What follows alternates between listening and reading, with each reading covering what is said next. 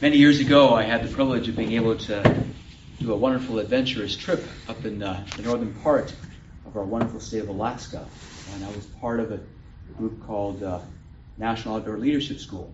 And part of the adventure was kayaking down the Noatak River. And the guides had figured out the best way to do this is that each of us were to take turns being the lead guide, which meant that the rest of us were in kayaks with two persons. The day it was my turn to be the guide, I was certainly really earnest about the whole thing. In fact, too earnest.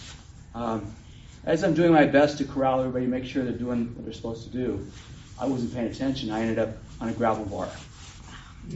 So imagine how I felt stuck in a gravel bar and having to get off, and I'm the one that's supposedly guiding them.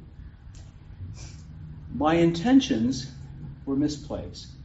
I wanted to care for, look out, to be a good example, and certainly not to get anyone in trouble. But I lost my focus. The focus I thought was on them, but really was on me. I wanted to look good. I wanted to do it right. Today's gospel turns our religious sense upside down. And what I have to say, I know is not going to make any of us feel comfortable. But notice what Jesus does. He takes something very, very sacred to his listeners, these very religious people, and he says, you got it wrong. You got it wrong. All food is good. Now, this is written into their law. So you can imagine how that was received. That's why the apostles pulled him and said, what are you talking about? And he says, you've got it completely wrong. You're looking at things that have nothing to do with growing in the virtuous life. It's about what's inside of you. What does that mean for us today?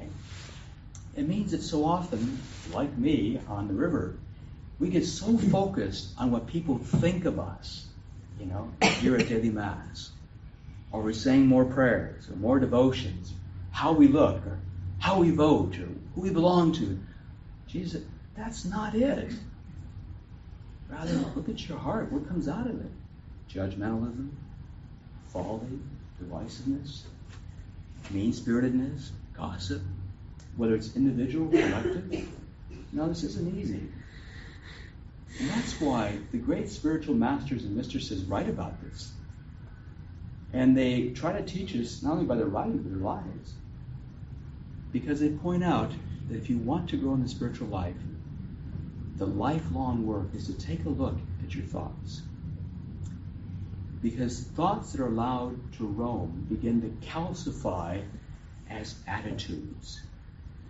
They in turn begin to become rigidified in behavioral patterns. Then we end up in that category that Jesus has just preached about. And so rather than trying to change your behavior, don't even try. It's not worth it, and I mean that. Nor change your behavior, your attitude. Don't do that either. Just observe your thoughts. And here's the trick, to do it without judgment. Just sit, there I go again. Where'd that thought about fear come from? That deceit, that envy, that jealousy. Just notice it. And every time you notice it, give it back to God. Give it back to God. Say, Lord, once again I give that to you. Would you transform it? Slowly what you're doing is you're growing in the awareness of nurturing what these masters call the virtuous life. As you know, the great mistress Teresa of the Child of Jesus said the purpose of prayer, all of it, isn't about looking good, appearing right, not even about doing God's will. Purpose is to nurture virtue in our life. See, I told you wouldn't like me. Jesus and these great women and men who are masters in spiritual tradition point out it's important for us to recognize that holiness doesn't always feel holy. It takes a lot of hard work. You're already spiritual by virtue of your creation. Rather, God asks you to become human. This is why it's hard. Because in the end, we want to escape our humanity. And God says, no. If you want to come home to me, become human, that you might discover the gift, not only of who you are, but of who I am.